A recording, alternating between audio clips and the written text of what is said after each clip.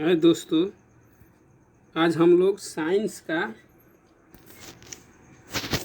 2023 के लिए जो मॉडल पेपर जारी किया गया है भारती भवन के द्वारा टारगेट, ठीक है, उसका साइंस का मॉडल पेपर 1 देखेंगे।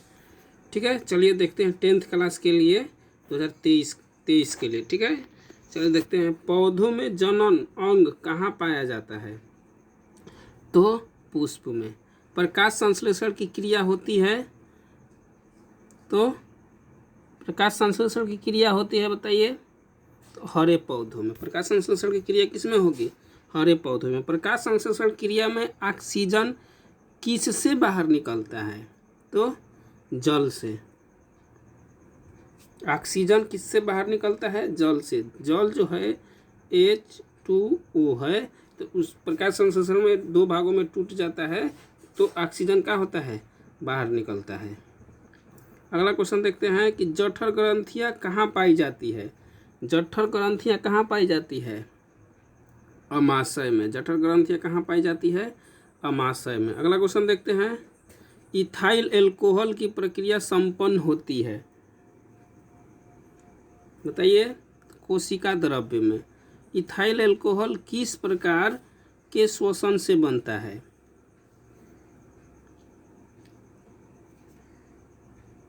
अवायवीय। अवायवीय मतलब जहाँ हवा न रहे, अवायवीय। ठीक है। अगला, सबसे छोटी अंतःस्रावी ग्रंथि। सात का बताइए, सबसे छोटी अंतःस्रावी ग्रंथि। तो प्यूटरी। ठीक है, प्यूटरी। अगला क्वेश्चन देखते हैं कि पौधों में वसीय भागों से जल के ह्रास की क्रिया क्या कहलाती है? वाष्पोत्सर्जन। वाष्पोत्सर्जन। घेंघा रोग पनपता है आयोडीन की कमी से। घेंघा रोग होता है आयोडीन की कमी से। रक्त के हल्के पीले रंग के चिपचिपे द्रव को क्या कहते हैं? लिम्फ। थोड़ा फास्ट चल रहे हैं हम लोग ताकि वीडियो क्या हो, लंबा ना हो। चलिए आगे देखते हैं। रक्तचाप के मापने के उपकरण। रक्तचाप को कैसे मापा जाता है? स्फिग्नोमैनोमीटर। ठीक है, स्फिग्नोमैनोमीटर। वाष्पोत्सर्जन की क्रिया पाई जाती है। वाष्पोत्सर्जन की क्रिया किसमें पाई जाती है? पौधों में। वाष्पोत्सर्जन की क्रिया पाई जाती है पौधों में। अगला क्वेश्चन देखते हैं कि निम्न में से किसमें खुला परिसंचरण तंत्र पाया जाता है? खुला परिसंचरण तंत्र। तो तिलचट्टा में। रक्त क्या है? रक्त उत्तक है। रक्त क्या है? एक उत्तक है। अगला क्वेश्चन देखते हैं कि मूत्र का रंग, पीला रंग किस वर्ण के कारण होता है? मूत्र का रंग जो पीला होता है किसके कारण होता है?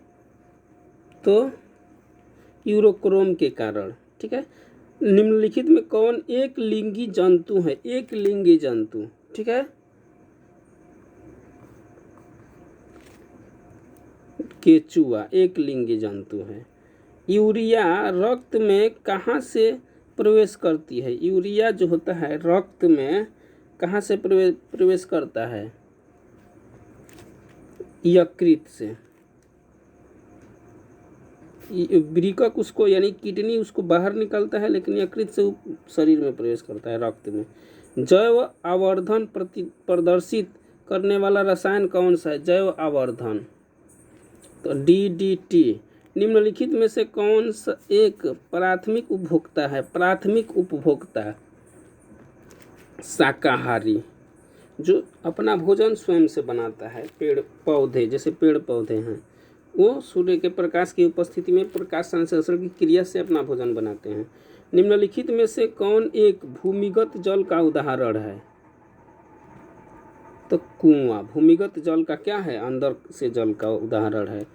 प्राकृतिक चुनाव, ठीक है, नेचुरल सिलेक्शन इसको इंग्लिश में बोलेंगे, द्वारा जीवों का विकास क्या कहलाता है?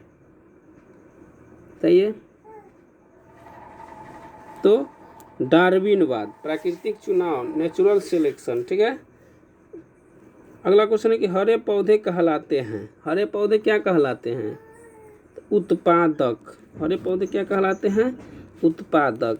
अंडोत्सर्ज के कारण है, अंडोत्सर्ज के कारण क्या है? तो अंडाशय। नहीं भाई, LH अंडोत्सर्ज के कारण है LH। लैंगहैंस कहलाता है, ठीक है, लैंगहैंस। अगला क्वेश्चन है कि लैंगहैंस की द्वीपिकाएँ कहाँ पाई जाती है? लैंगहैंस की द्वीपिकाएँ कहाँ पाई जाती है? तो अग्नाशय में। कहाँ पाई जाती है? अग्नाशय में, ठीक है। अगला क्वेश्चन देखते हैं 25 नंबर कि थायरॉक्सिन हार्मोन के संश्लेषण में निम्न में से किसका आवश्यक है? क्या आवश्यक है थायरॉक्सिन हार्मोन? बताइए। आयोडीन, ठीक है, डी आयोडीन। निस्ल कणिकाएँ कहाँ पाई जाती है? न्यूरॉन में। निस्ल कणिकाएँ कहाँ पाई जाती है? न्यूरॉन में। अगला क्वेश्चन बोल रहा है कि मानव मस्तिष्क का वजन कितना होता है? 0.5 से 1.5 kg। अगला क्वेश्चन देखते हैं। अगला क्वेश्चन है 28 कि निकट दृष्टि दोष अथवा दूर दृष्टि दोष के निवारण हेतु कौन सा लेंस में प्रयोग करेंगे? निकट दृष्टि दोष अथवा दूर दृष्टि दोष के निवारण हेतु बताइए।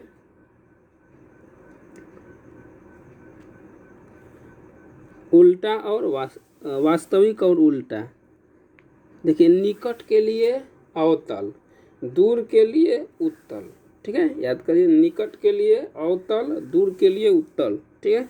अगला साइड मिरर में, साइड मिरर के रूप में कौन सा प्रयोग किया जाता है? साइड मिरर देखे होंगे आप लोग, गाड़ी के बगल में, ड्राइवर के बगल में एक ऐसा शीशा होता है जिससे ड्राइवर पीछे देखता है, तो वो होता है उत्तल दर्पण, ठीक है।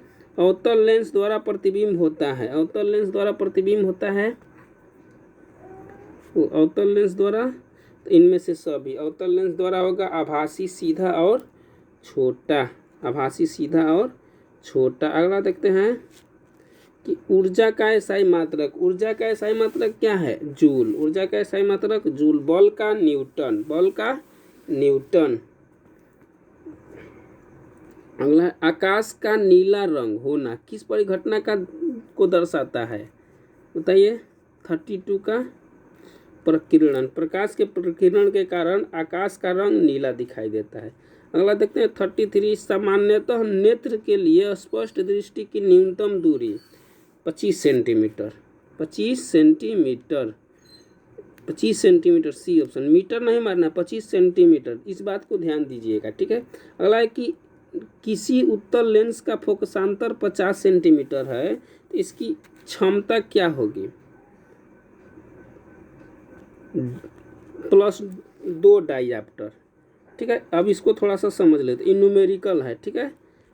फोकसांतर यानी फोकसांतर दिया है, फोकसांतर का सूत्र होता है 1/1 यानी फोकस दूरी के व्युत्क्रम को फोकसांतर कहते हैं, ठीक है। अब मान लीजिए कि ई फोकसांतर है, यहाँ फिर से देखते हैं, फोकसांतर बराबर 1 के फोकस दूरी। तो फोकस दूरी क्या है? फोकस दूरी को हमेशा मीटर में लेना है, लेकिन ये सेंटीमीटर में 50 दिया है, लेकिन ऊपर सेंटीमीटर को मीटर में बदलने के लिए ऊपर 100 रखेंगे तो 2 बार में कट जाएगा। तो 2 डाइऑप्टर का हो गया उसकी लेंस की क्षमता। 35 है कि एक प्रिज्म कितने सतहों से घिरा होता है? तो 5 सतहों से। एक प्रिज्म कितने सतहों से घिरा होता है? तो 5 सतहों से। अगला क्वेश्चन देखते हैं कि अभिनेत्र लेंस की फोकस दूरी में परिवर्तन किया जाता है पश्चमाभि पेशियों द्वारा। अगला क्वेश्चन देखते हैं कि प्रकाश के परावर्तन के कितने नियम हैं? प्रकाश के परावर्तन के 2 नियम है। कौन कौन नियम है प्रकाश के परावर्तन का?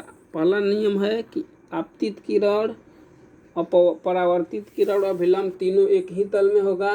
दूसरा नियम है कि आपतन कोण और परावर्तन कोण बराबर होगा, ठीक है। अगला क्वेश्चन देखते हैं कि फोटोग्राफी कैमरा का अभिदृश्यक होता है उत्तल लेंस का, ठीक है।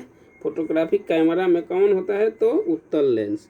अगला है कि यदि एक किरण अवतल दर्पण पर लंबवत आपतित हो तो परावर्तन के बाद किरण किस बिंदु पर गुजरेगा। देखिए थोड़ा सा दिखाई नहीं दे रहा है लेकिन हम पढ़ दे रहे हैं, ठीक है।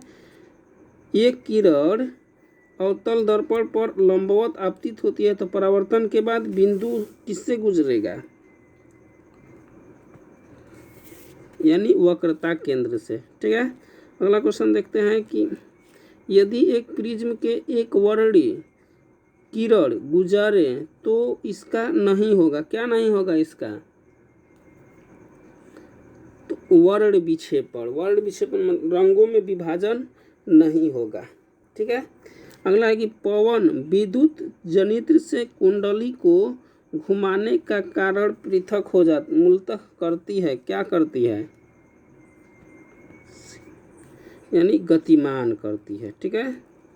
अगला क्वेश्चन देखते हैं।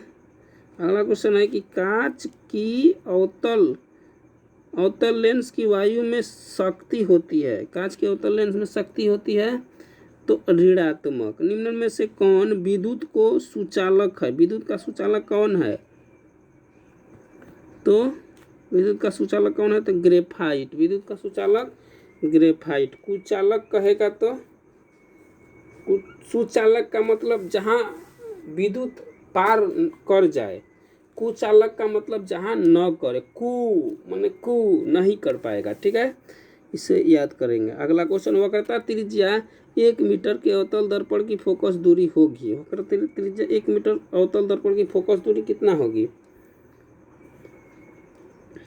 50। अभी बताए हैं ऊपर, वहीं है उसको उलाट दिया, ठीक है, 50। अगला क्वेश्चन देखते हैं। अगला क्वेश्चन है कि सघन माध्यम से विरल माध्यम में जाती हुई किरण अभिलंब से क्या होती है, अभिलंब से दूर भागती है, ठीक है। अगला है कि विद्युत धारा उत्पन्न करने की युक्ति है, विद्युत धारा उत्पन्न कैसे करते हैं, तो जनित्र यानी जनरेटर जिसको बोलेंगे, ठीक है। अगला है कि ऊर्जा का पारंपरिक स्रोत, ऊर्जा का पारंपरिक स्रोत क्या है बताइए, तो सौर ऊर्जा, ऊर्जा का पारंपरिक स्रोत सौर ऊर्जा। अगला क्वेश्चन देखते हैं कि कांच की एक समानांतर पट्टिका पर श्वेत किरण तिरछी आपतित होती है तो निम्न में से कौन प्रथम अपवर्तक के साथ संघित यानी घटित होगा, ठीक है। इसका आंसर क्या होगा 48 का ए यानी विचलन। अगला है कि हमारे घरों में जो विद्युत आपूर्ति की जाती वह है 220 वोल्ट प्रत्यावर्ती धारा, डीसी जिसको बोलते हैं, और एसी होता है, डीसी नहीं होता है, ठीक है। इन्वर्टर से जो मिलता है वो डीसी होता है। जस्ता की परमाणु संख्या कितना है, जस्ता की परमाणु संख्या बताइए 24, जस्ता की परमाणु संख्या 24। 41 देखते हैं, धोबिया सोडा का रासायनिक सूत्र क्या है, धोवन सोडा जिस कपड़ा वपड़ा धोते हैं उसका रासायनिक सूत्र क्या है, तो Na2CO3 10H2O, ठीक है, 10H2O याद करेंगे, बस 10H2O आपको मिल जाएगा। अगला निम्नलिखित में से कौन प्रबल क्षार है, प्रबल क्षार, तो NaOH। अगला क्वेश्चन देखते हैं कि हेमाटाइट किस धातु का अयस्क है, हेमाटाइट, तो हेमाटाइट लोहा का या फिर लोहा का। सल्फाइड अयस्क का सांद्रण किस विधि द्वारा होता है, तो फेन प्लवन विधि द्वारा, फेन प्लवन विधि द्वारा। अभिक्रिया 2Zn + O2 बराबर 2ZnO किस प्रकार की अभिक्रिया है, तो उपचयन अभिक्रिया। अगला क्वेश्चन देखते हैं कि ग्लूकोज का सूत्र क्या है, तो C6H12O6। अगला है कि अम्ल का जलीय विलयन विद्युत का संचालन करता है क्योंकि अम्ल जल में क्या होता है,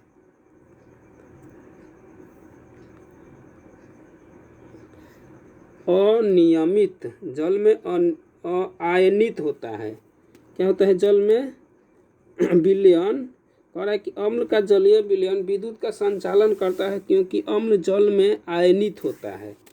जैसे स्वच्छ जल है उसमें धारा, विद्युत धारा एक जगह से दूसरे जगह पे नहीं जाएगा, ठीक है। लेकिन अगर जैसे मान लीजिए जल है इसमें पानी स्वच्छ पानी है तो यहाँ से लाइन विद्युत धारा दे देंगे, यहाँ टच करेंगे तो लाइन नहीं मारेगा। लेकिन इसमें जब नमक मान लीजिए मिला देंगे तो यहाँ से लाइन यहाँ आ जाएगा, इसी को बोल रहा है। ठीक है, अगला क्वेश्चन दे रहा है कि लिथियम के बाह्यतम कक्षा सेल में कितने इलेक्ट्रॉन होते हैं।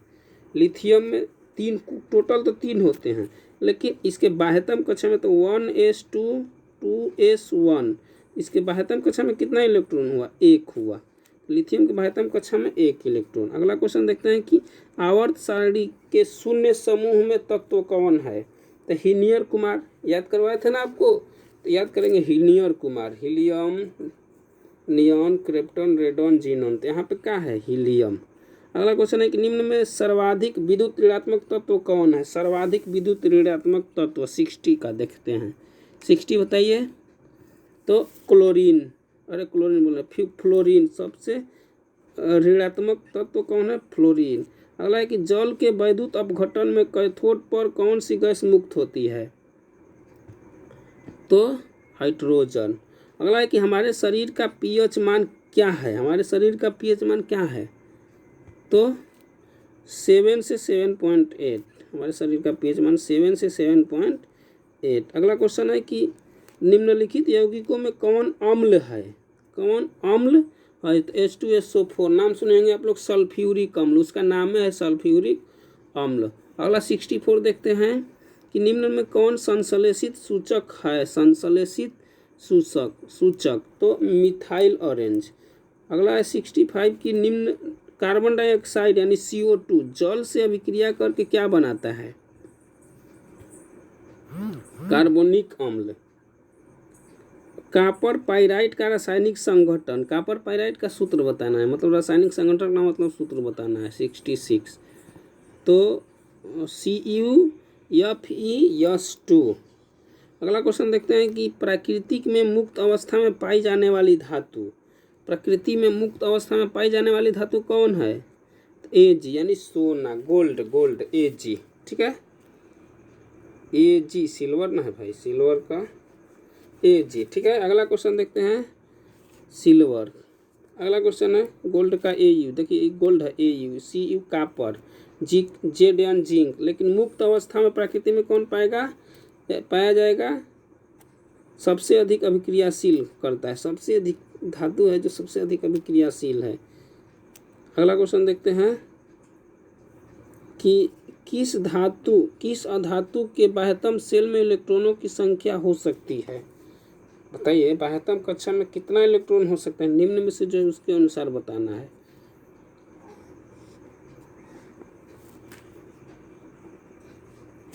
थ्री, 4, 5 या 6। ठीक है, अधातु कह रहा है। ठीक है, धातु कहेगा तो बाह्यतम कक्षा में 1 होगा, नहीं तो 2 होगा।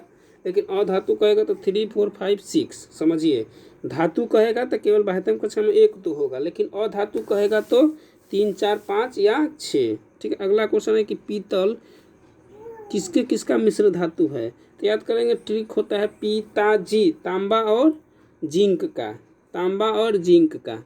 तो आंसर Cu+Zn।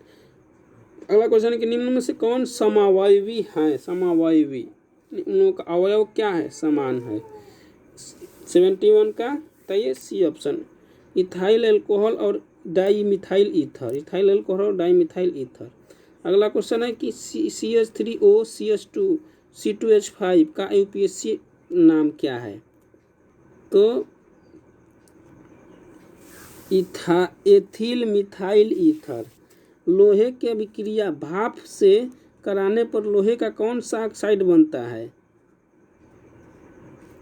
Fe3O4। अगला क्वेश्चन देखते हैं कि अगला क्वेश्चन है 74 कि एक तत्व की परमाणु संख्या 16 है, आवर्त सारणी में इसकी वर्ग की क्या है। तो इसको बताए थे ना, और बाव के अनुसार उसके परमाणु का इलेक्ट्रॉनिक विन्यास लिख देते, 1s2 2s2 2p6, फिर 3s2 3p, गिनेंगे 2 2 2 4 6 10 2 12 और 4 16। तो कौन है बताइए, कौन सा तो वर्ग में है, बताइए कौन से वर्ग में है।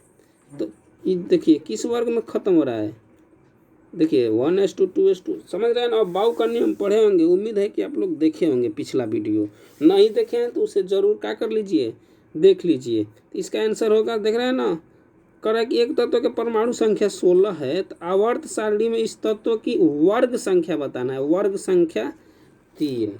ऑप्शन दिया है भाई, ऑप्शन है नहीं है, लेकिन आंसर क्या होगा, 3 होगा। ठीक है, अगला ई 16 दे दिया है, ई 3 होगा, ये गलती दे दिया है। ठीक है, अगला क्वेश्चन देखते हैं कि निम्नलिखित में से कौन सी धातु तनु सल्फ्यूरिक अम्ल के साथ अभिक्रिया नहीं करता है, तनु सल्फ्यूरिक अम्ल के साथ अभिक्रिया नहीं करता है, तो बताइए Cu। अगला है कि एक मिश्र धातु में 90% Cu और 10% टीन है, इस मिश्र धातु का क्या नाम है, ब्रॉन्ज, ब्रॉन्ज, क्या नाम है, ब्रॉन्ज। अगला क्वेश्चन है कि जिंक सोडियम हाइड्रोक्साइड के साथ अभिक्रिया कर क्या बनाता है, तो H2 गैस, हाइड्रोजन गैस। निम्नलिखित में से कौन सी धातु वायु में उच्च ताप पर गर्म किए जाने पर ऑक्सीजन से संयोग नहीं करता है, यानी Ag। ठीक है, अगला क्वेश्चन, लास्ट क्वेश्चन देखते हैं। बोल रहा है कि इसको थोड़ा सा छोटा कर लेते हैं ताकि पूरा हम लोगों का हो दिखाई दे। देखते हैं कि अयस्क में उपस्थित अपद्रव्य क्या कहलाते हैं, अयस्क में जो अपद्रव्य उपस्थित होते हैं उसे गैंग कहते हैं। जैसे मोबाइल में कुछ अपद्रव्य घुस जाता है उसको वायरस कहते हैं, उसी तरह अयस्क में होते हैं उसे गैंग कहते हैं। लास्ट क्वेश्चन है कि निम्नलिखित में से किस गुण के कारण धातुओं के तार बनाए जाते हैं, किस गुण के कारण धातुओं के तार बनाए जाते हैं, तो तन्यता के कारण। तो दोस्तों इस प्रकार हम लोग सेट चला रहे हैं, उसका ये लास्ट है। तो thank you for watching this video, take care, bye bye.